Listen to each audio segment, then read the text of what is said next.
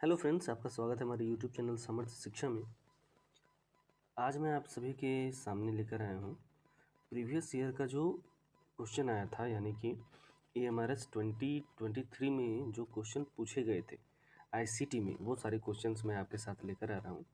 और पिछले जो भी हमने क्वेश्चंस देखे हैं, जो भी 3 वीडियो में क्वेश्चंस देखे हैं, लगभग जो भी क्वेश्चंस आए थे वो सारे उनमें ऑलरेडी मैं बता चुका हूँ। लेकिन फिर भी अगर आप देखना चाहते हैं कि पिछले एग्ज़ाम्स में क्वेश्चन का लेवल क्या था, किस तरह के क्वेश्चन पूछे गए थे, ताकि आपकी तैयारी और ज़्यादा बेहतर हो सके और मैं जो तैयारी करवा रहा हूँ उस पे आपको ट्रस्ट हो पाए, भरोसा हो पाए, इसके लिए मैं आपके सामने पिछले साल के जो क्वेश्चंस हैं, पिछले AMRS एग्ज़ाम के जो क्वेश्चन हैं, वो मैं आपके सामने लेकर आया हूँ।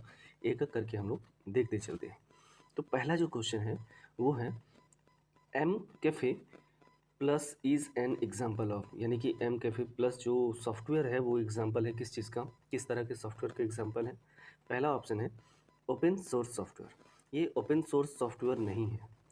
ओपन सोर्स का मतलब मैंने आपको बताया था कि फ्री में अवेलेबल हो जाए और उसका सोर्स कोड भी आपको मिल जाए, तो एम कैफ़े कभी भी आपको फ्री में नहीं मिलता। दूसरा है प्रोग्रामिंग लैंग्वेज।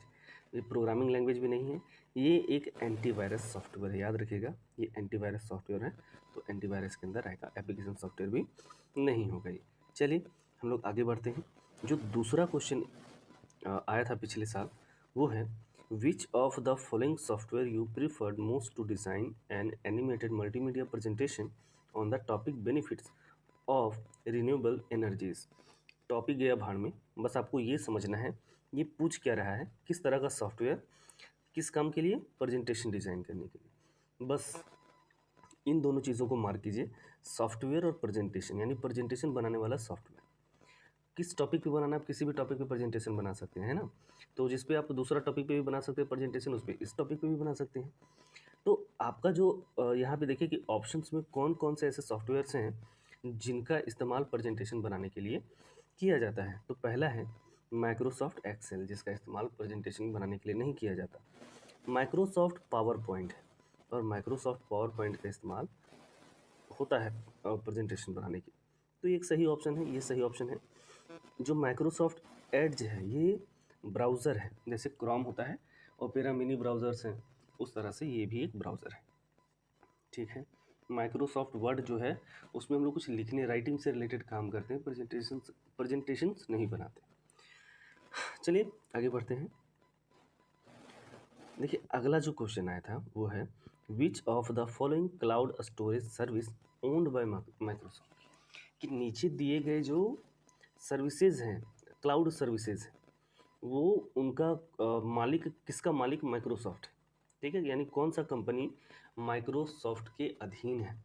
तो पहला जो है फ्लॉपी ड्राइव, ये सबसे पहले ये ऑप्शन ही रिजेक्ट हो जाएगा। क्यों? क्योंकि फ्लॉपी ड्राइव नाम का कोई भी क्लाउड सर्विस मार्केट में नहीं है, तो ये ऑप्शन गलत हो गया।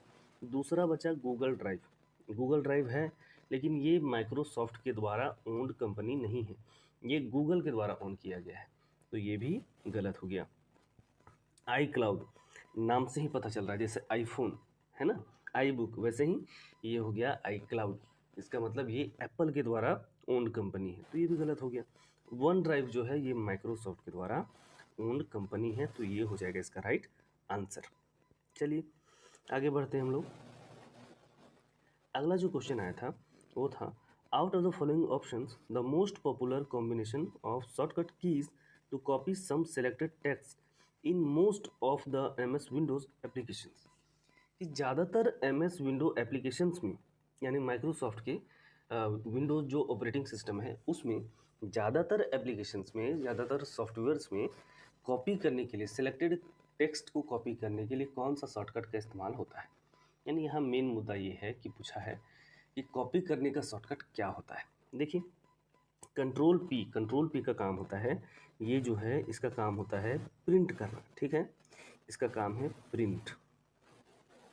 ठीक, दूसरा है ये, इसका मैंने बताया था कट होता है।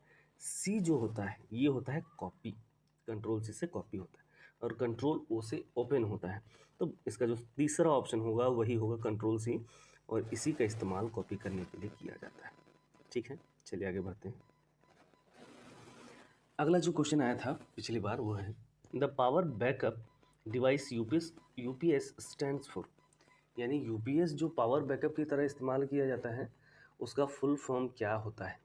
देखिए, ये पावर सप्लाई करता है जब पावर नहीं होता, यानी कि आपको प्रॉब्लम में नहीं आने देता है पावर कट जाने के बाद भी। तो अनइंटरप्टिबल पावर सप्लाई इसका करेक्ट ऑप्शन होगा, जो कि यहाँ पे फर्स्ट में है, यानी कि फर्स्ट ऑप्शन जो होगा वो आपका करेक्ट ऑप्शन हो जाएगा ये।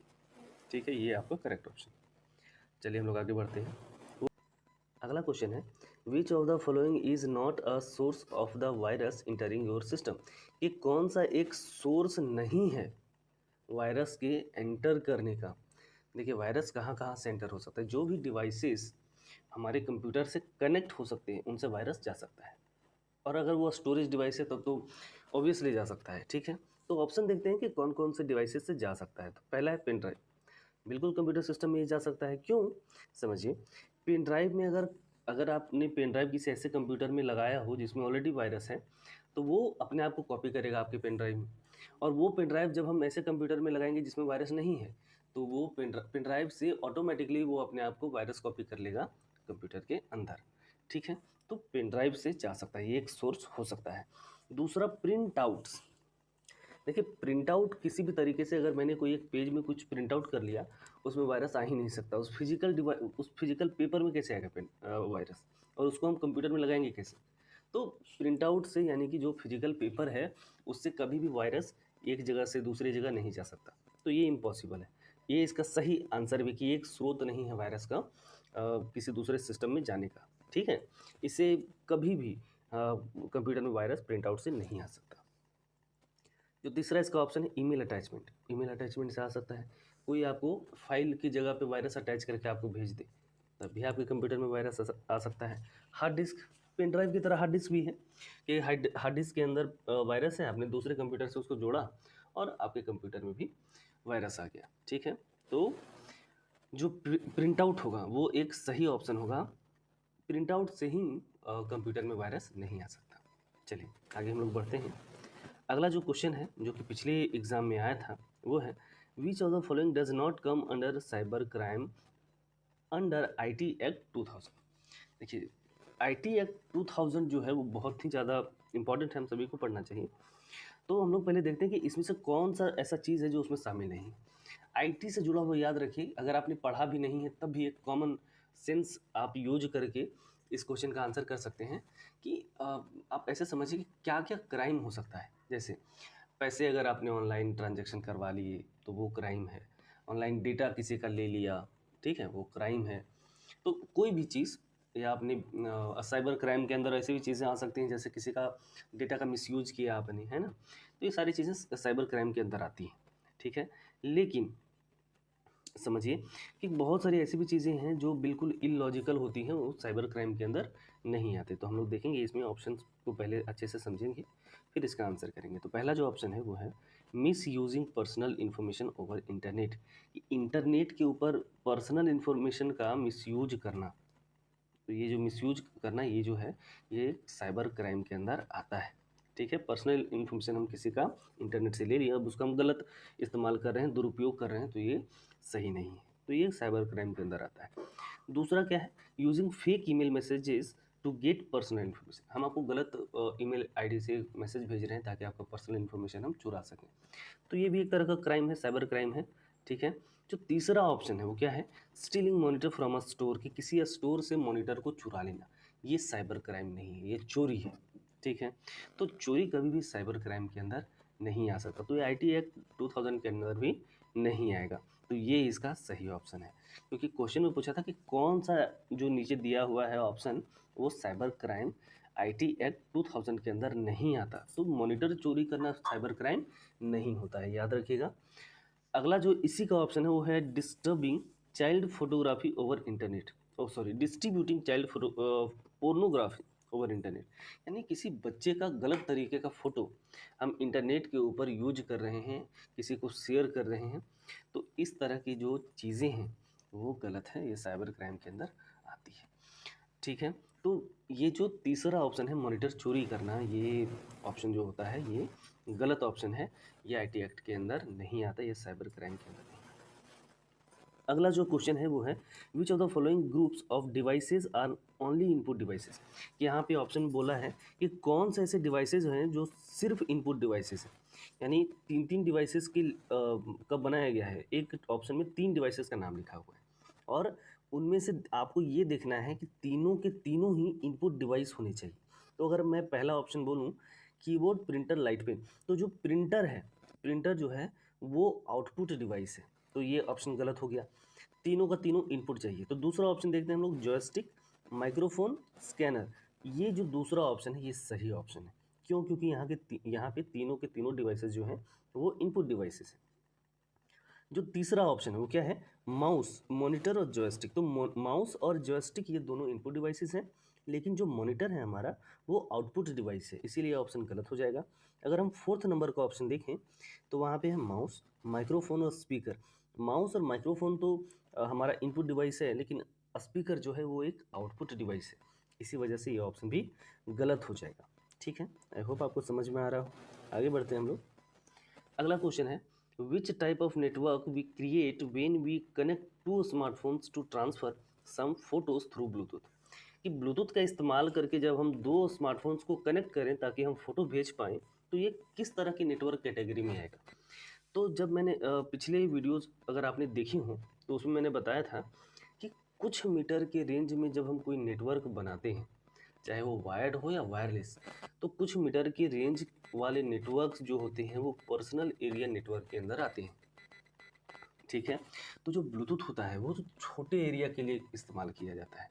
तो इस तरह के जो नेटवर्क होते हैं वो पर्सनल एरिया नेटवर्क के अंदर आते हैं, क्योंकि ब्लूटूथ का इस्तेमाल ही हम पर्सनल डेटा को शेयर करने के लिए या पर्सनल यूज के लिए करते हैं, इसी वजह से ये पर्सनल एरिया नेटवर्क के अंदर आएगा। ठीक है, नेक्स्ट क्वेश्चन की ओर हम लोग चलते हैं और अगला जो क्वेश्चन है 40 नंबर का जो क्वेश्चन है वो है which of the following is an example of an operating system. कि नीचे दिया हुआ कौन सा एक ऑपरेटिंग सिस्टम का एग्जाम्पल है। तो पहले समझिए, ये जो वर्ड है, वर्ड जो देख रहे हैं, ये ऑपरेटिंग सिस्टम नहीं, ये एक ऑफिस टूल के अंदर दिया जाने वाला वर्ड प्रोसेसर सॉफ्टवेयर है, इसी वजह से ये गलत हो जाएगा। विंडोज़ जो है, विंडोज़, माइक्रोसॉफ्ट विंडोज़, मैंने बार बार बोला है कि एक ऑपरेटिंग सिस्टम है और बहुत ही ज़्यादा इस्तेमाल होने वाला ऑपरेटिंग सिस्टम है, जो कि माइक्रोसॉफ्ट के द्वारा बनाया गया था और अभी भी ये जो विंडोज़ है वो माइक्रोसॉफ्ट के अंदर ही आता है। ठीक है, पिछले वीडियो में ये भी मैंने बताया था कि जो माइक्रोसॉफ्ट कंपनी है वो बिल गेट्स जो है वो इस कंपनी के फाउंडर हैं। बिल गेट्स ने ही इस कंपनी को बनाया था और अभी इसके जो करंट सीईओ हैं वो एक इंडियन ओरिजिन के हैं और उनका नाम है सत्या नडेला। अगला जो ऑप्शन है वो है बिंग, और बिंग जो है वो एक तरह का सर्च इंजन है और ये भी माइक्रोसॉफ्ट ही रन करता है। और एक है एज, एज जो होता है ये एक ब्राउज़र है। ठीक है, ब्राउज़र, और जैसे क्रोम हमारा है उसी तरह का माइक्रोसॉफ्ट एक विंडोज़ 10 के साथ एक नया ब्राउज़र लॉन्च करके लाया है। इससे पहले जो माइक्रोसॉफ्ट के विंडोज़ में एक उसके साथ एक फ्री में ब्राउज़र हमें मिलता था जिसका नाम था इंटरनेट एक्सप्लोरर। उसके जगह पे विंडोज़ 10 और उसके बाद के विंडोज़ में माइक्रोसॉफ्ट हमें एक ब्राउज़र ऑलरेडी उसमें इंस्टॉल करके देता है, जो कि है माइक्रोसॉफ्ट एज। ठीक है, तो ये एक ब्राउज़र है, तो इसका सही ऑप्शन हो जाएगा ऑप्शन नंबर 2, यानी कि विंडोज़। विंडोज़ एक ऑपरेटिंग सिस्टम का एग्जाम्पल है। ठीक है, नेक्स्ट हम लोग आगे चलते हैं। अ, देखिए इतना ही क्वेश्चन यानी आया था पिछले साल, पिछली एएमआरएस की एग्ज़ाम में अगर हम देखें आईसीटी से, तो टोटल 10 क्वेश्चंस आए थे और ये जहाँ तक मुझे लग रहा है कि मैंने जो पिछले 3 वीडियोस बनाए हैं, जितने भी इसमें क्वेश्चंस दिए हुए हैं, उनके और भी जो वर्जन्स हो सकते हैं वो सारा मैंने ऑलरेडी आपको बता चुका है। तो अगर आपने वो वीडियोज़ नहीं देखा है तो आप चैनल पे विज़िट कीजिए और जाकर उन सभी वीडियोज़ को देखिए, ताकि आपकी तैयारी अच्छे से हो पाए और यहाँ से आप एक अंदाज़ा लगा सकते हैं कि किस तरह के क्वेश्चंस आपके एग्ज़ाम में पूछे जाएंगे। तो इस पर ध्यान देकर पढ़ाई कीजिए। ठीक है, मिलते हैं हम लोग नेक्स्ट वीडियो में और मैं प्लान कर रहा हूँ कि आईसीटी के हर एक टॉपिक पे एक वीडियो लेकर आऊँ। अगर आप चाहते हैं कि मैं वीडियो लेकर आऊँ तो आप मुझे कमेंट में ज़रूर बताएं, ताकि मैं जो टॉपिक आप बोलेंगे उस पर एक पहला वीडियो टॉपिक वाइज लेकर आ पाऊँ। ठीक है, मिलते हैं नेक्स्ट वीडियो में, तब तक के लिए धन्यवाद।